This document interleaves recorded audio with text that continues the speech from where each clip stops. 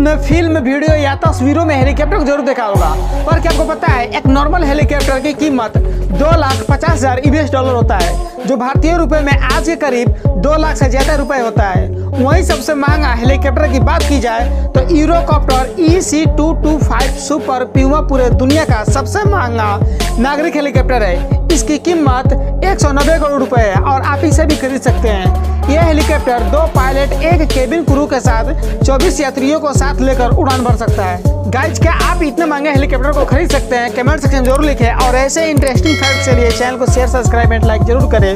Jai Hind.